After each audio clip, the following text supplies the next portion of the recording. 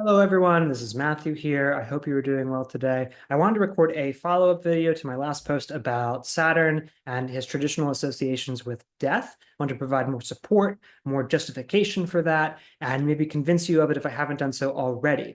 I want to examine COVID-19, and it turns out you can pretty closely track the amount of COVID deaths and recorded COVID deaths with how close Jupiter gets to Saturn. And this makes sense. Jupiter is associated traditionally with the health of the nation, the welfare of the nation. And so the closer that this planet of health of the nation gets to the planet associated with death, the more deaths there are. So I'm going to share my screen here. You'll all be able to see this pretty clearly.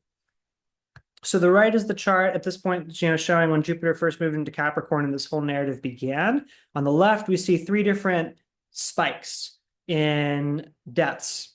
And the first one is happening, these are both moments when Jupiter got very, very close to Saturn. And when the Jupiter-Saturn conjunction was at its apex. So the first one happens around April, end of April, beginning of May 2020. And this is around the time that Saturn had moved into Aquarius and Jupiter was within 5 degrees of Saturn within Capricorn. That this time they're both starting to slow down. They're getting to their closest level of conjunction. It's not quite a conjunction, but they've gotten as close as they possibly can. And then within a few weeks, they start to retrograde.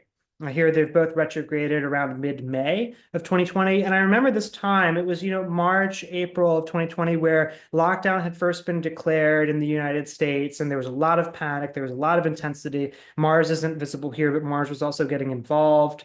And around the retrograde cycle, this new normal had become, but because of the lockdown, the cases had started to decrease.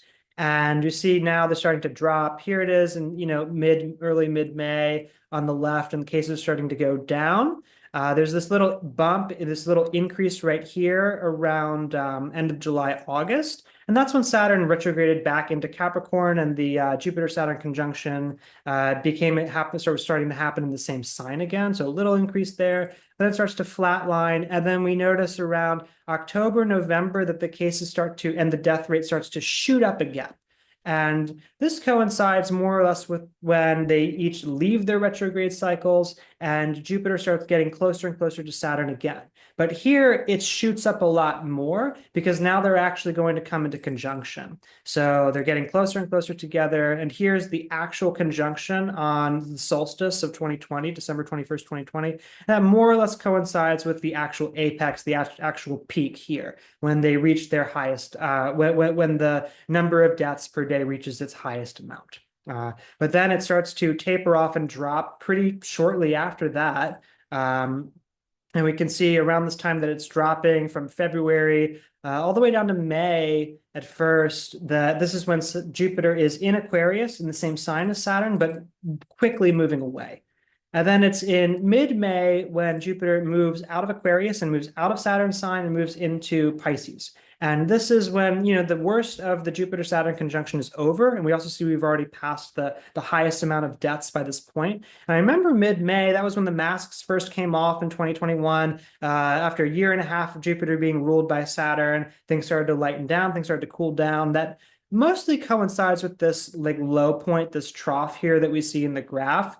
But then it doesn't last very long. We see that around the end of July, beginning of August, it starts to go back up again. And it was around end of July, beginning of August, that Jupiter moved back into Aquarius. And here we see, end of July, beginning of August, Jupiter moves back into Aquarius, and now Jupiter's in a whole sign conjunction with Saturn again.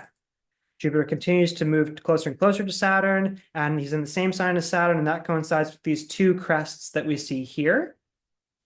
But then by the time that Jupiter moves out of Pisces, out of Aquarius and back into Pisces, then it starts to go down again. Here we are, in January and getting into February, March, and that's when things start to diminish and decrease. And then, since then, things have kind of baselined here. Now we've entered a new normal with COVID now that this Jupiter-Saturn conjunction has concluded and we're in a new epoch, but it's not reaching the same crests here that we saw earlier. And it's just kind of more or less flatlining. So it's basically it. We see three crests. that coincide more or less with the times that Jupiter got closest to Saturn relative to the retrograde cycles. And this makes sense. The closer that, again, Jupiter, the planet of health, gets to Saturn, the planet of death, the more deaths you see, with the highest crest in deaths happening right at the actual conjunction. The highest one here, the complete apex of the cycle, it was when they were actually conjoined. And so that to me is huge evidence for the fact that Saturn is actually associated with death. When Jupiter, which is this huge time lord for big picture significations of nations and countries and peoples and populations, it gets close to Jupiter, and it's also in signs that are very uncomfortable to it. And so we see a lot of death actually happening. And so if that doesn't convince you that Saturn is associated with death, I don't know what will. And to me, that's so real, it's so powerful, it's so poignant that it's good not just to convince people of the traditional significations of Saturn, but also the fact that astrology is real in the first place, that we see this actual, the data that we have matches up pretty closely with the synodic cycle of these two planets. And there's a lot that is worth exploring. And I think the clearer that we are in the actual real symbolism of the planets, the more effective we'll be at translating astrology to convince people who aren't convinced of it that it is effective. And we will champion astrology as a result. So I hope you found that interesting. I hope that helped to convince you of the traditional significations of Saturn. Again, my name is Matthew, and yeah, best of luck with your astrological studies.